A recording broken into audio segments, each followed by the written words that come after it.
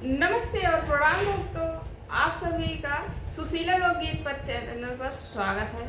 आज आप सभी के लिए ये बहुत सुंदर कहारवा गीत लेकर आए हैं। आप लोग कमेंट में बताइएगा जरूर कि कैसा लगा आप लोगों को यह कहारवा गीत। अगर पसंद लगे तो कमेंट करना। पसंद आए तो कमेंट बॉक्स में जरूर बताना। चैनल पर नए हैं तो चैनल को सब्सक्राइब कीजिएगा और दीदी का नया चैनल है, ज़्यादा से ज़्यादा प्यार आशीर्वाद दीजिएगा आप लोग।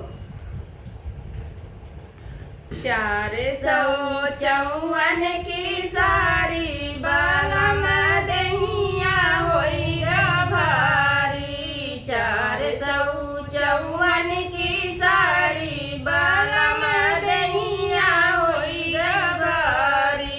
हमरे ससुर जी के ऊंची अटरिया, हमरे ससुर जी के ऊंची अटरिया।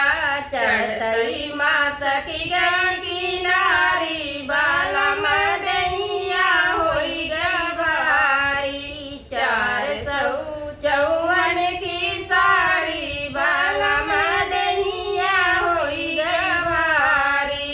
हमरे जेठ जी के ऊंची हालिया, हमरे जेठ जी के ऊंची मालिया। चढ़ताई उड़िया घूंघटवा बालम दहिया होइगा भारी। चढ़ताई उड़िया घूंघटवा बालम दहिया होइगा भारी।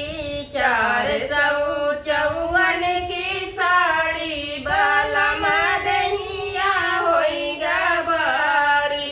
चारे देवर जी के ऊंची अटरिया, हमरे देवर जी के ऊंची अटरिया।